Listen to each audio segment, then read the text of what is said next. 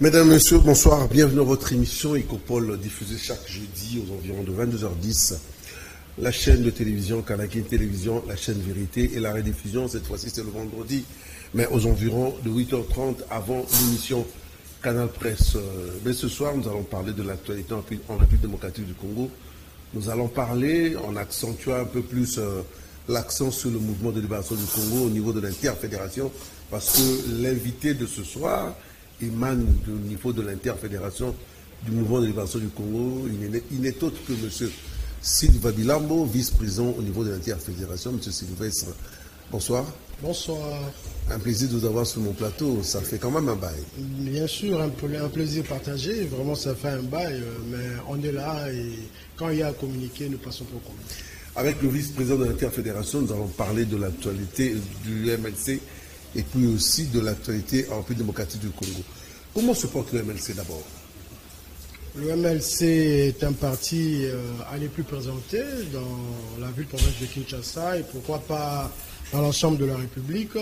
C'est un parti qui est implanté à travers toutes les 26 provinces de la République et particulièrement à Kinshasa où c'est la vitrine du pays, à travers les 24 communes, à travers toutes nos fédérations.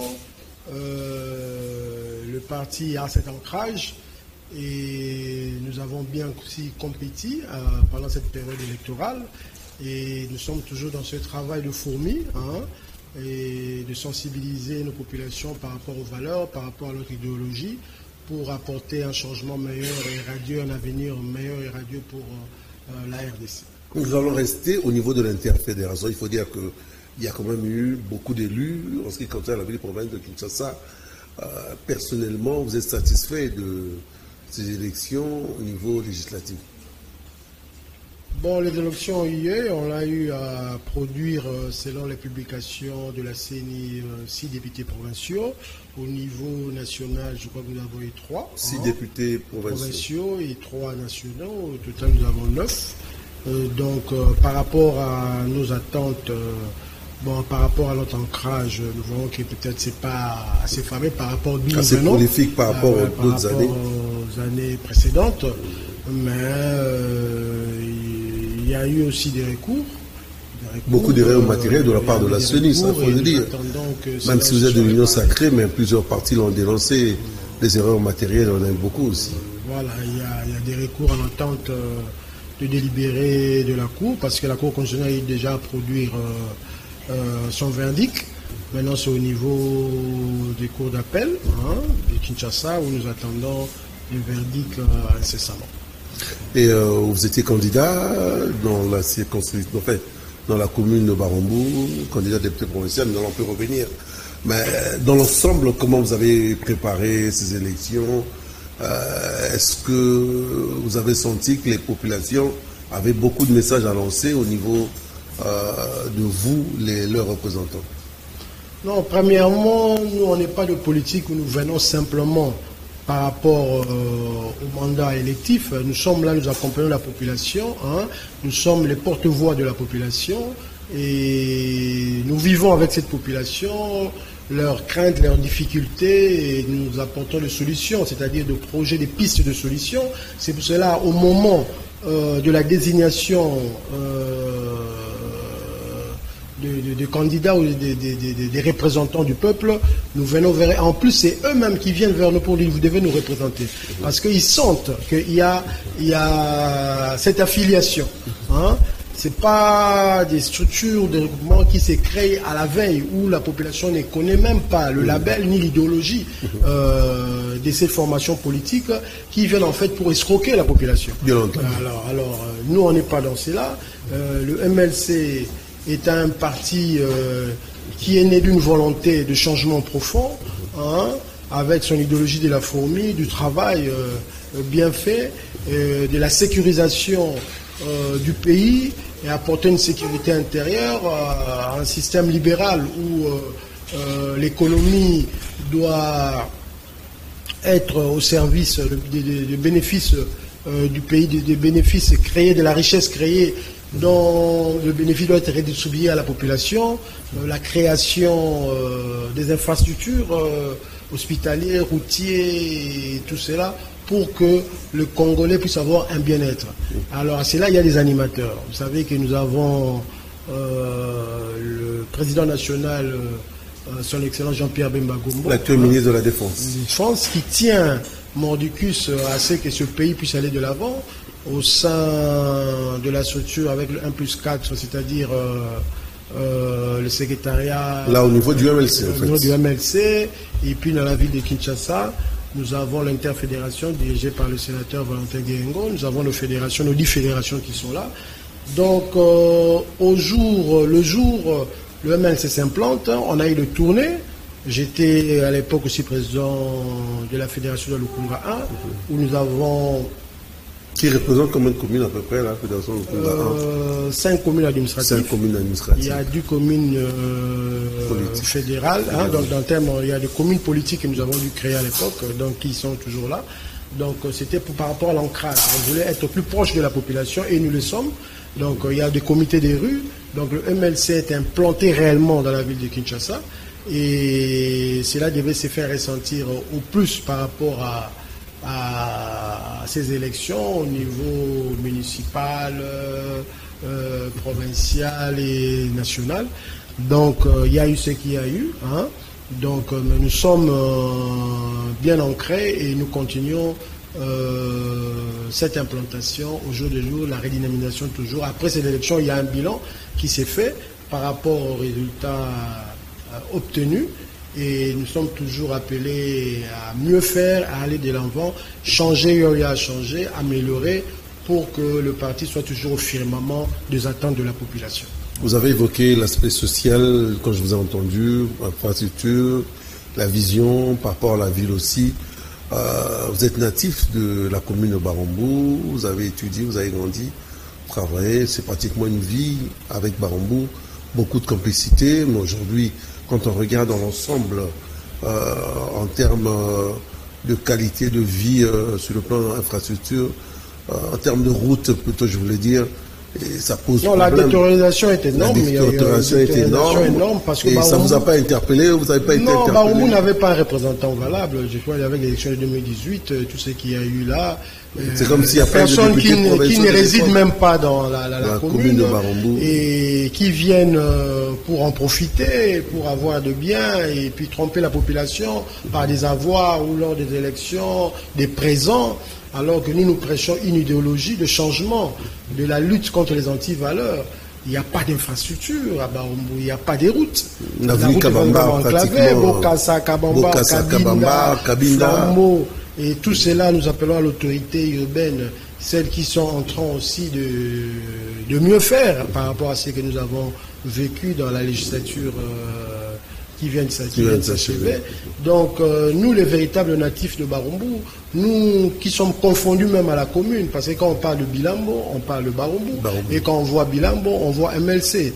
Alors, c'est cette complicité-là avec le peuple, avec la population de Barambou, qui ne nous lâche pas, parce que nous sommes là, ça fait plus de 20 ans que nous sommes en politique, et que nous parlons toujours au nom de cette population, et nous portons l'étendard au plus haut. Nous-mêmes, nous faisons des actions par rapport aussi à nos structures associatives, au-delà même du parti, pour faire entendre la voix des habitants de Barambou, pour apporter des projets de développement et avoir des partenaires qui pourront faire encore mieux, et puis interpeller les entreprises aussi qui sont là, les hommes d'affaires, pour apporter un peu de leur, pour apporter un sourire à ceux qui sont désœuvrés, pour réfléchir ensemble et proposer de pistes et de solutions auprès des décideurs. Vous voyez par exemple le bourgmestre, nous y voyons par rapport à la canalisation d'eau. Vous avez vu, à l'époque, nous avons initié une pétition énorme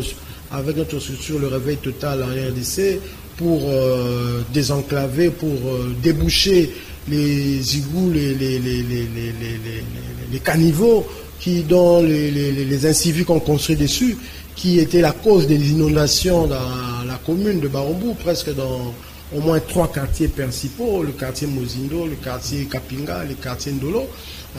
Il y a eu une réaction du gouverneur de la ville qui est passé pour démolir quand même, mais cela n'est pas allé aussi loin. Et cela doit continuer. Il y a des gens qui se sont appropriés parce qu'ils ont une personne d'autorité, étant députés, ils s'en ont pris ou se sont accaparés même d'un rond-point Kabamba, que tout le monde sait. Actuellement, aujourd'hui, c'est pratiquement la fête chaque jour. Il y a des tapages nocturnes là-dessus. On a construit avec des matériaux durables alors que ce sont des carrefours, des évacuations d'eau usée de tout le district de la Lukumba. On peut mettre tout ce que vous avez expliqué comme dérapage, débordement dans la gestion peut-être passée de la ville province de Kinshasa. Mais aujourd'hui, on tend vers un renouveau, on espère qu'il y aura des gens assez conséquents pour diriger la ville. Je crois que vous êtes aussi le MLC concerné parce que l'un des meilleurs députés de Funa, M. Eddy, il est le colistier du candidat gouverneur de l'UDPS. Donc c'est une très bonne carte. Donc pour vous, pensez que Kinshasa peut se réveiller maintenant? Oui, Kinshasa doit se réveiller parce qu'on est appelé à faire plus, à faire mieux. Nous parlons, oui, de la ville, du gouvernorat et tout ça, et nous parlerons aussi des communes. Actuellement, il y a aussi les municipaux, les conseils municipaux qui sont là. Tout ce monde, tous ces personnels politiques doivent agir pour apporter un bien-être. On ne vient pas aux affaires pour se satisfaire soi-même.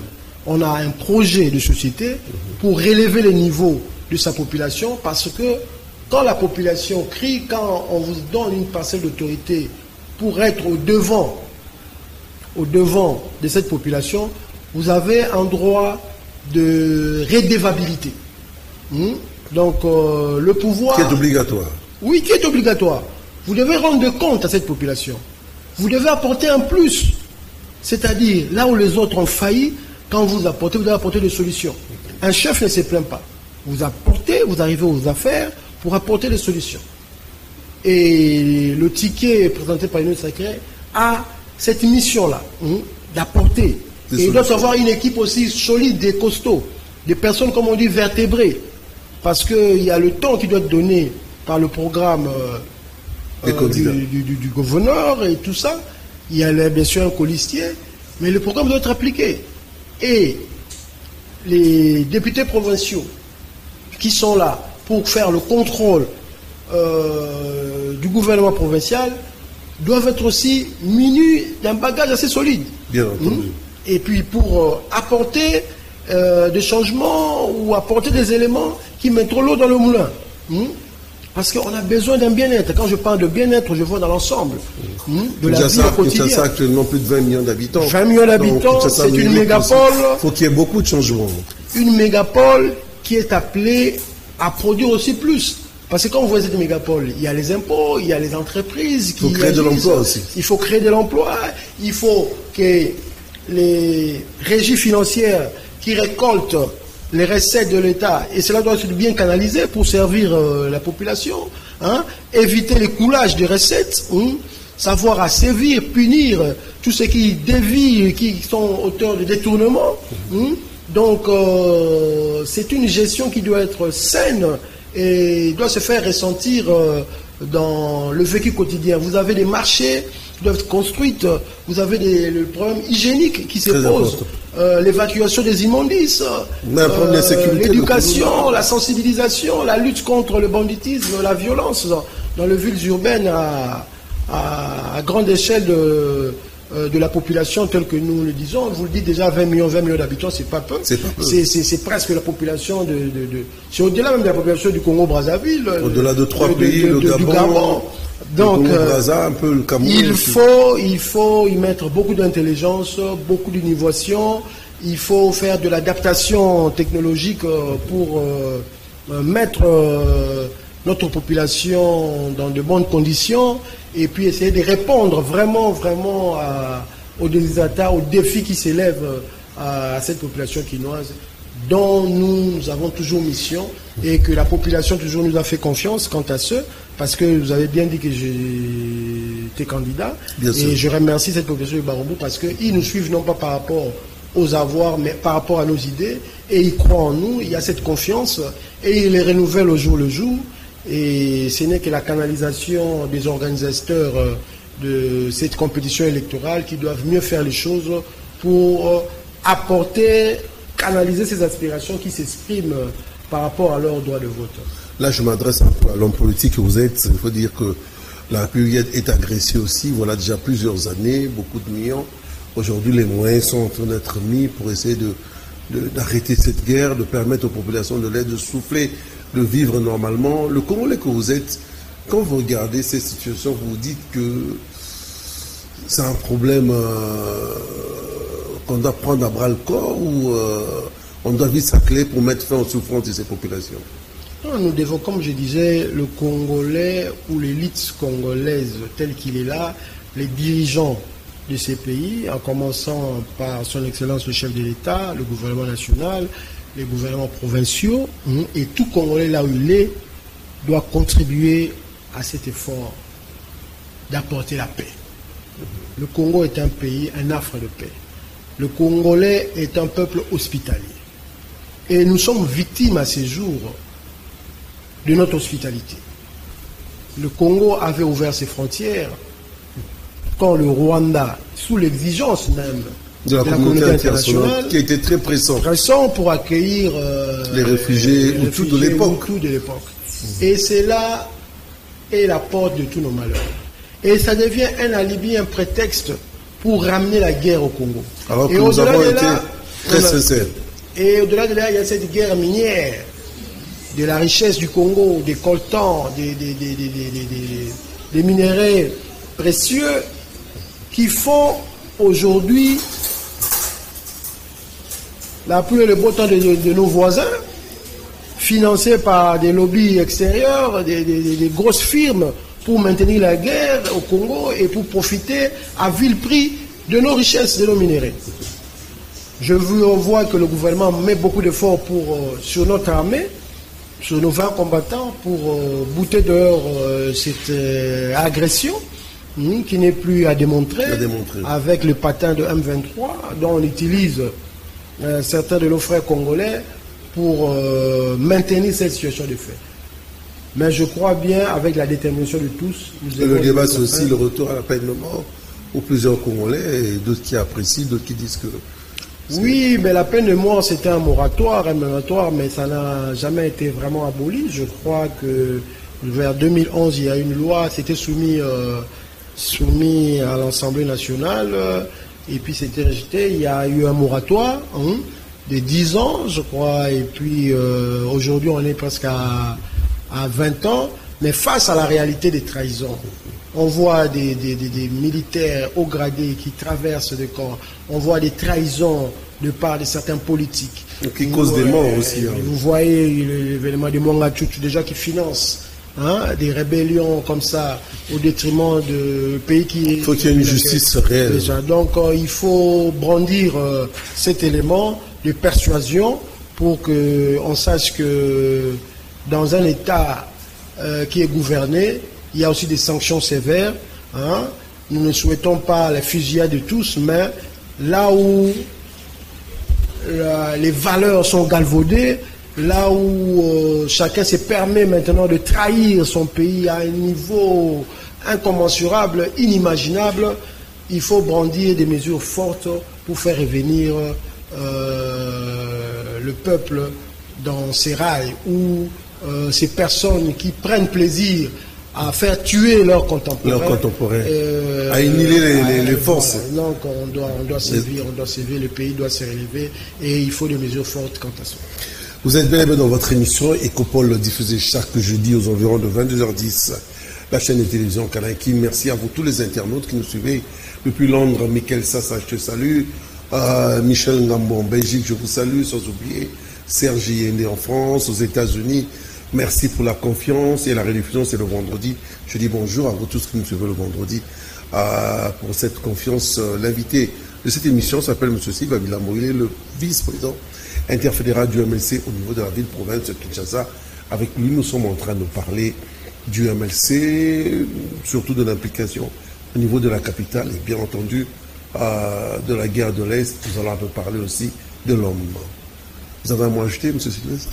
Oui, pour un dernier mot, vous savez que nous sommes en requête, en recours à cour d'appel par rapport aux élections qui se sont passées dans la circonscription de Barumbu, où le candidat qui a été proclamé élu du regroupement AACPG, après avoir observé, analysé tous les résultats, les données de la CENI, nous avons constaté que ces regroupements n'avaient pas le droit de produire un député parce qu'il n'y a pas un tel seuil provincial. Vous l'avez fait avec le collectif des avocats du MLC. Oui, le 27 des avocats du MLC, dont la requête a été introduite, le plaidoyer a eu lieu. Nous sommes en attente, nous avons foi en notre justice à la cour d'appel et nous attendons le verdict tel qu'il sera dite. Vous avez foi en la justice. Nous avons foi en notre justice et comme nous disons toujours au sein du MLC, avec Dieu nous vaincrons car la justice élève une nation. Très important. Là où il y a eu des erreurs monumentales de la CENI, la justice est appelée à le corriger pour remettre l'harmonie au sein de nos populations qui ont mis foi en des dirigeants ou en des leaders qui leur représentent en allant massivement voter les personnes de leur choix. Et le pays ira de mieux en mieux tant que la justice relèvera ces défis à corriger les erreurs de certaines institutions. Monsieur Sylvestre, plus de 30 ans au sein, enfin plusieurs années, je voulais dire, au sein du mouvement de libération du Congo. Vous étiez rentré très jeune, vous avez passé beaucoup de temps, beaucoup d'étapes, vous avez été forgé mentalement et politiquement. Qu'est-ce qui vous a le plus marqué? Au sein du MLC, premièrement, ce sont les valeurs. C'est un parti qui ne prône pas les antivaleurs, qui ne le pratique pas, qui ne se laisse pas aller à la facilité. Il y a ce cursus, il y a cette idéologie qui est basée sur l'animal totem de la fourmi. Et la fourmi, l'emblème en fait, c'est le symbole du travail. Même la Bible nous dit ceci. Dans Proverbe 6.6, la Bible nous recommande d'observer la fourmi et d'en tirer des leçons.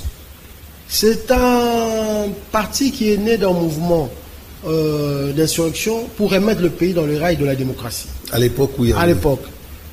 Et ce parti a lutté pour ramener la RDC dans ses frontières.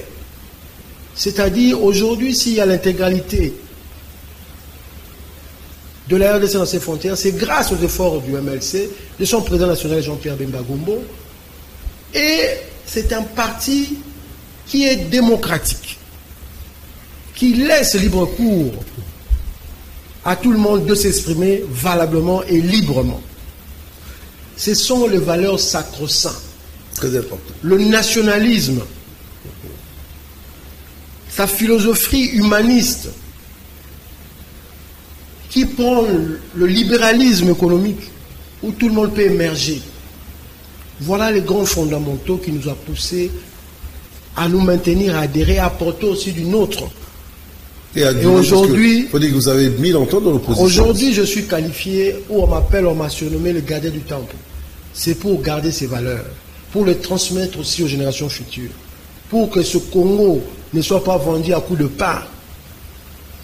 Les gens ont galvaudé les valeurs républicaines, où les gens, même pendant les élections, on a voulu faire de la corruption une valeur, en appelant les masses, en donnant ceci, cela, les présents, en mettant en arrière les valeurs que nous avons lutté ou que nous prenons pour développer ces pays. Et les bons souvenirs, qu'est-ce que vous en gardez concrètement?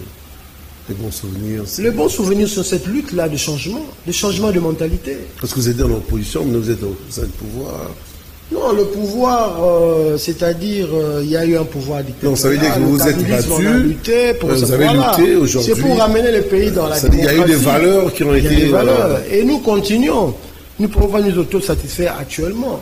Nous continuons cette lutte jusqu'à ce que le Congolais lambda, l'assiette, le panier de la ménagère, puisse arriver à un niveau que nous souhaitons, c'est-à-dire le bien-être de la population se faire sentir.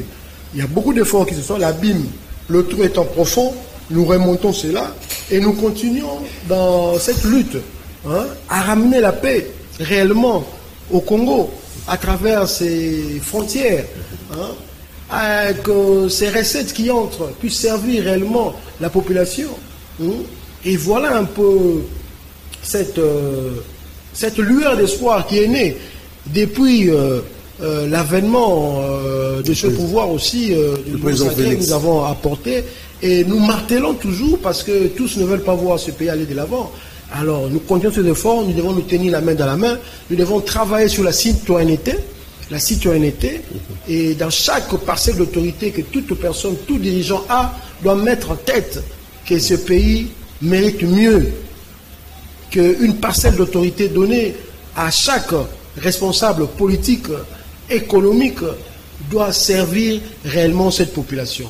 Et nous croyons ensemble que la population doit accompagner et il doit savoir demander des comptes à ses dirigeants et pour qu'ensemble on ait cette synergie, pour que le Congo ne soit pas balkanisé, pour que le Congo ne soit pas divisé, parce qu'il y a cette guerre aussi médiatique qui se fait pour décourager les Congolais, mettre de la zizanie. On doit être ensemble pour relever les défis et ensemble nous bâtirons un pays plus beau qu'avant, comme le dit notre hymne national. Monsieur Sylvestre Bilamo, je vous regarde, je vous suis, vous avez vraiment le moral, très passionné de votre parti politique. Nous devons croire en nous, nous devons croire en nous. J'imagine qu'on a eu ces petits, pour moi j'appelle des erreurs, en ce qui concerne les élections. Vous avez été approché par votre base. Qu'est-ce que vous leur avez dit concernant les élections? Non, notre base, premièrement, c'est une base mûrie, parce que je disais que nous prêchons les valeurs. Ils savent les enjeux, ils connaissent les réalités de ces pays. Beaucoup de choses s'y passent, mais ils savent qu'ensemble, ils y croient en quelqu'un qui est un véritable leader, qui sait encaisser les chocs, qui sait suivre les voies républicaines pour revenir dans ce droit et qui n'est jamais abattu. Toujours combattu, jamais abattu, comme on le dit. Et nous regardons droit devant nous, et notre foi aussi est bâtie en l'Éternel, qui nous donne toujours le moral qu'il faut, et nous le communiquons aussi à nos contemporains pour savoir, et tel que notre devise le dit aussi, avec Dieu nous vaincrons, Dieu d'abord, le travail après, et la conviction de tous, ensemble que nous tenons la main, nous pouvons changer beaucoup de choses. Nous sommes pratiquement au deuxième mandat du président Félix. Pour vous, les priorités actuellement, parce que bientôt il y aura un gouvernement, les gouverneurs au niveau des provinces de la République, les priorités, ça doit être quoi rapidement, parce que la République a... Alors, au niveau de la République, la priorité, premièrement, c'est la paix. La paix à l'Est. Nous devons mettre un terme à ces sens de la guerre. Nous devons mettre un terme. Sur le plan économique, sur le plan social, on doit donner à cette population les minimums vitaux. Vous avez les SMIC de fonctionnaires qui doivent être en mesure de répondre à Noël les 2 bouts du mois. Vous avez le transport, la liaison, la communication, c'est-à-dire le transport, le mouvement. Ces pays peuvent produire. Le pays, le Congo est vaste. Il y a des vivres qui pourrissent à l'intérieur, qu'on ne sait pas acheminer. Les routes de cette agricole doivent être réaménagées. Les infrastructures routières doivent être reconstruites, construites, réellement et en dur. Et le gouvernement doit sévir par rapport à ces marchés publics qu'on donne à ces constructeurs de routes. On ne doit pas avoir de routes construites après 1 année, 2 ans qui se détruisent. Des marchés donnés de gré à gré. Alors, ces histoires-là. Il y a des appels d'offres. Les appels d'offres, mais le suivi de la qualité. Le suivi de la qualité du travail. On doit faire les choses dans les normes. Le gouvernement actuel qui viendra doit être un gouvernement de sévérité. Très dur, pas de laxisme. Un gouvernement qui est très regardant.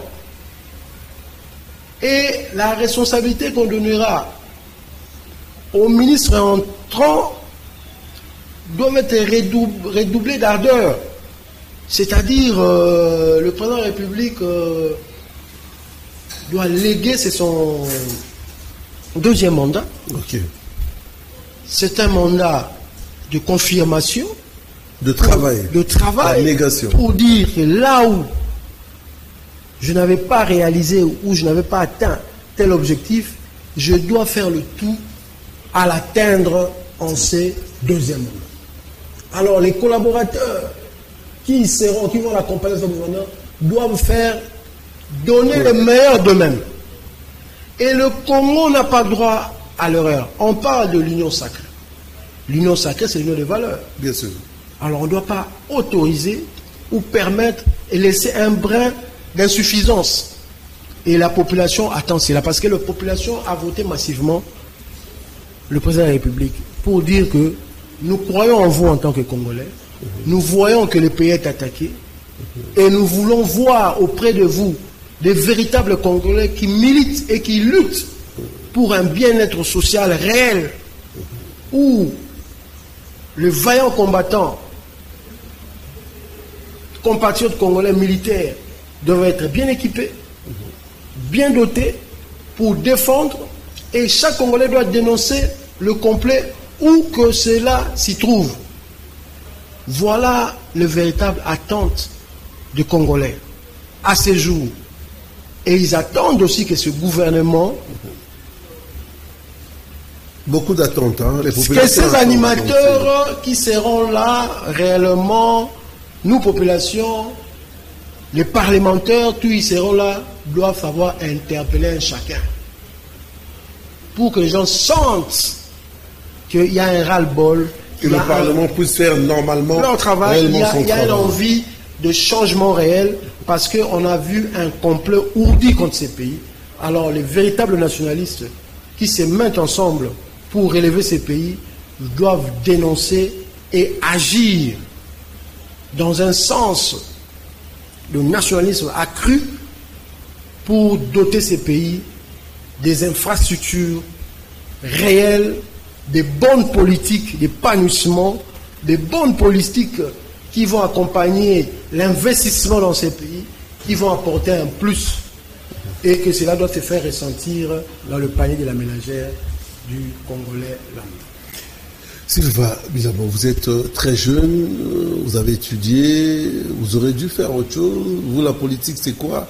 C'est une question personnelle, c'est pour vous enrichir, parce qu'il faut dire qu'au Congo, c'est pratiquement, c'est l'image que les politiques reflètent, hein, à la population, pour vous enrichir, avoir des belles maisons, des jeeps. Pour vous, la politique, c'est quoi en fait? La politique, dit-on, c'est l'art de gérer la cité. Hein? Quand on a cette ambition, quand on a cette passion... Vous, c'est pas par envie que vous êtes venu, non? Non, moi, je suis un cadre d'entreprise. Je sais créer des richesses. Et je suis là pour développer mon environnement. Je suis un économiste de formation, je suis un publiciste. J'ai fait l'économie publique et industrielle. J'ai été pendant plus de 16 ans directeur dans la gestion du personnel au sein d'une industrie de la place qui donne ses fruits aujourd'hui. En gel cosmétique, vous voyez les produits qui sont là. Nous voulons aussi voir des Congolais créer des entreprises, apporter la valeur ajoutée, exporter. Donc la politique, on en vient non pas pour s'enrichir. Si vous voulez vous enrichir, vous pouvez faire des affaires. On ne veut pas pour les émoluments. Aujourd'hui, les gens ont vendu leurs parcelles, ils laissent tout pour venir en politique. Parce qu'apparemment, ça paye bien. D'arriver vite. Non. Alors que les problèmes, la politique, c'est d'abord... Et il faut n'évoluent pas, les difficultés ne font que ça. Il faut laisser la politique aux véritables écoles. Des partis politiques qui ont l'ancrage. Aujourd'hui, on a placé les seuils. Beaucoup ont commencé à tricher, mais on voulait tricher par rapport au seuil. C'est pour décourager toutes ces personnes qui croient venir faire de l'aventure en politique. Parce qu'il va y avoir des minéraux, des carrés miniers, des coltans, ceci, cela. C'est déplorable. C'est une vocation, c'est un appel, il faut être appelé. Il faut être discipliné. Pour être au service du peuple. Très discipliné. Être discipliné. Moi, tu l'as dit, il y a 20 ans que je suis au MLC. Il y a eu plusieurs cycles électoraux qui sont passés. 2006, j'étais candidat aussi au provincial. J'étais pas à l'idée, mais je ne peux pas quitter le parti. Je suis là, je sers. Et j'ai fait des séminaires pour enseigner la population, pour vous expliquer c'est quoi la politique. Pourquoi on vient en politique. Pourquoi on doit être... Servir la République. La République, être un bon citoyen. La lutte contre les antivaleurs, la corruption. Je suis président d'une structure associative qui s'appelle Réveil Total RDC. Pour sonner le gong, taper le poing sur la table. Pour dire que la prise de conscience, à tous les niveaux. Le pays appelle de nous de donner le meilleur de nous-mêmes partout où nous nous trouvons. Cordonniers, musiciens, bourgmestres, maçons. Le pays a besoin qu'un chacun de nous donne le meilleur de lui-même pour apporter un plus. Journaliste que vous êtes, pasteur, non pas venir exploiter la population par des méthodes d'exploitation. Non. Et maintenant, quand on est en politique, on doit faire voter des lois. On doit faire appliquer les lois. On doit faire respecter pour que le Congolais ait sa valeur. Très important. C'est là pourquoi on vient en politique. On veut pour gérer la cité de la bonne manière qu'il le soit. Mais si ça devient un moyen pour s'enrichir, un moyen de chemin de tourner pour arriver vite, non. Et celui qui boit plus de besoins, de boissons, on le chante un peu, il se croit leader. Et pendant la campagne, il donne l'épargne, il dit ceci, il dit quand la population demande le renouvellement de la classe politique, ça vous fait quoi, ça vous dit quoi? Oui, c'est dans ce sens-là, parce que c'est dans ce sens-là, il faut un nouveau vent, il faut un nouveau souffle. Mais c'est pas tous qui sont mauvais. C'est parce que la paupérisation de masse a fait que la personne tend la main. Il ne vient pas dans une réunion politique pour écouter les valeurs, il vient pour attendre une cagnotte de 10 000 francs et partir. Et il passe là, c'est vous les politiques qui les avez.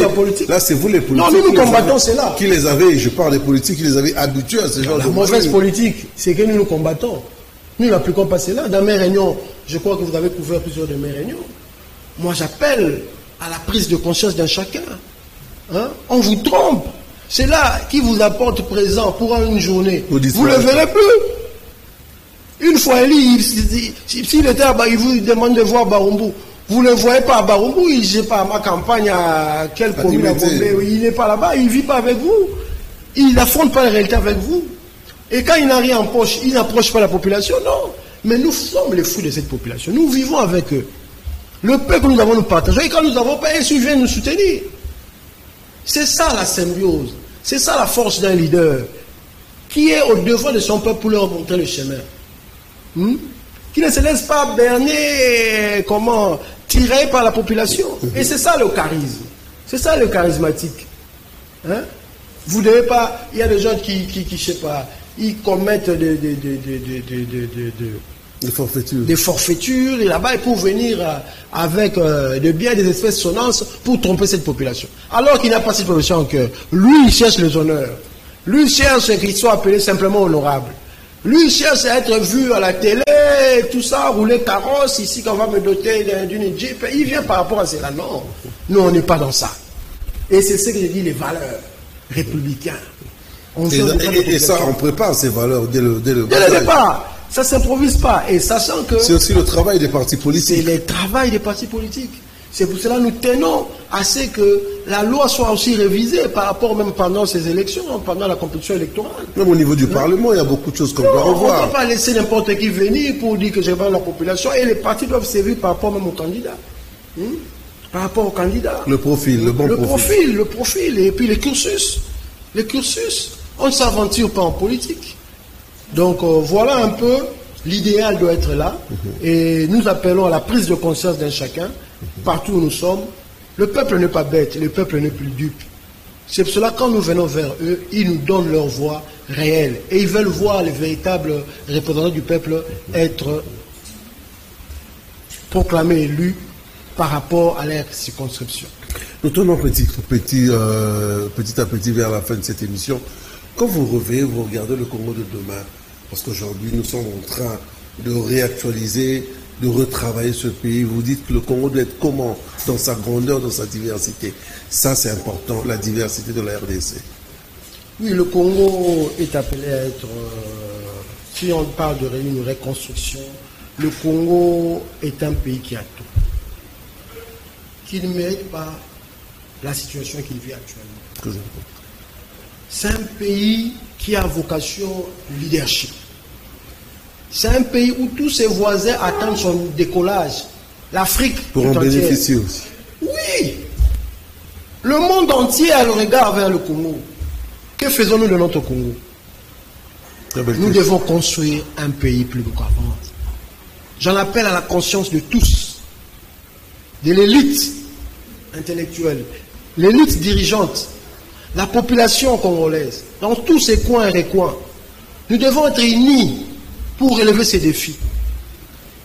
Le Congo mérite mieux. À l'époque, les Sud-Africains venaient se faire soigner ici. Nous avons un PIB plus meilleur que le Corée, le Canada. Même le Portugal. Nous devons revenir à ça. Et c'est possible. Soyons plus regardants vers nous-mêmes. Luttons contre cette corruption qui nous gangrène, qui nous tue, qui nous remet au bas de l'échelle. Nous avons des minéraux précieux, nulle part ailleurs. Nous avons de l'eau, nous avons la forêt, nous avons la faune, nous avons l'eau, nous avons le climat qu'il faut. À nous de le mettre en musique. Oui, travaillons. Travaillons, comme le dit l'idéologie de l'UMLC.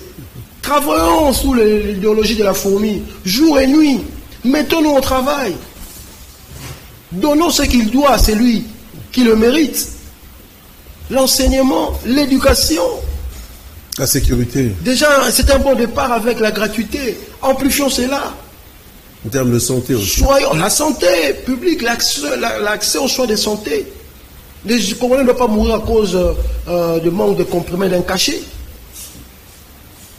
Les médecins, le salaire, les émoluments de tout ça, tout cela doit jouer au développement.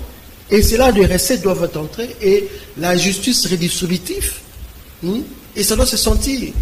Le journalisme, l'éducation, la télé, toutes ces chaînes, on doit faire l'éducation diffuse aussi, une éducation propre, appropriée au développement. Au quotidien, pour essayer de voilà un peu dans l'ensemble, la citoyenneté doit être prêchée au haut niveau pour que la trahison soit bannie dans ces pays. L'amour de la République. Vous allez rappeler, avant de clôturer, vous êtes au niveau de la Cour de cassation, je crois que c'est ça. Oui. C'est quoi le schéma actuellement? Non, nous attendons le verdict, tout le dossier étant délibéré. Nous attendons, nous avons vu la Cour constitutionnelle déjà donner son verdict.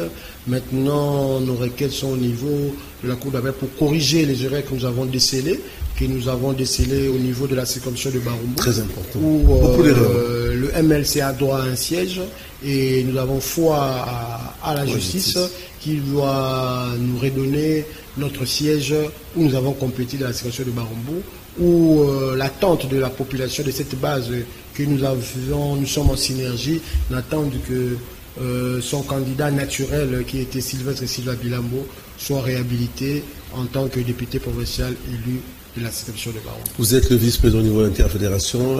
Un dernier mot pour les militants du MLC de Kinshasa qui nous suivent? Nous leur disons à tous les militants et même la population tout entière de Kinshasa de nous faire confiance. Nous travaillons pour redorer le label de ces pays. Notre philosophie, notre conviction est intacte et nous travaillons dans une synergie et nous appelons à tous les militants et tous les militants du MLC d'être derrière leur leadership, le président national Jean-Pierre Bemba Gombo, ainsi que la structure officielle du parti tel qu'il y a. Et c'est un parti qui laisse l'expression de sa base s'exprimer. Et là où il y a à réformer, là où il y a à dire, faisons confiance à la direction du parti qui a les oreilles grandement ouvertes et suivons le canon légaux toujours et chacun doit apporter du sien là où il est, au niveau de rue, au niveau de nos communes, au niveau de nos fédérations, au niveau de l'interfédération. Et ensemble, quand on est unis, le MLC sera toujours plus fort et brillera de sa plus belle Europe. Merci beaucoup, M. Sylvestre Lamoja. Vous avez remarqué qu'il y a beaucoup de choses à dire. Mais nous sommes arrivés pratiquement à la fin. Nous allons revenir dans un avenir proche pour essayer de voir comment les choses ont évolué et puis voir un peu la projection au niveau de l'interfédération de Kinshasa qui est pour l'instant pilotée par le président interfédéral, le sénateur Valentin Guérin. Merci à vous, tous les téléspectateurs de Kanakin Télévision, les chers internautes. Merci pour la confiance. La rediffusion, c'est le vendredi, jeudi à 8h30 avant l'émission Canal Presse, mais l'émission continue sur la chaîne YouTube. Nous avons parlé du mouvement de libération du Congo au niveau de la ville provinciale de Kinshasa. Nous avons parlé des ambitions de M. Sylvestre. Nous avons parlé aussi de la République démocratique du Congo, la guerre de l'Est, sans oublier aussi la paix au niveau de la RDC. Ça, on est fini pour ce soir. Merci à toi, Véambato, au niveau de la caméra, Freddy Takidi. Merci à toi, Mike Amouak, au niveau de la réalisation. L'émission continue sur la chaîne YouTube de Kanakin Télévision. Kanakin Télévision, vous allez suivre votre émission. Allez, je vous dis bye bye, prenez bien soin de vous.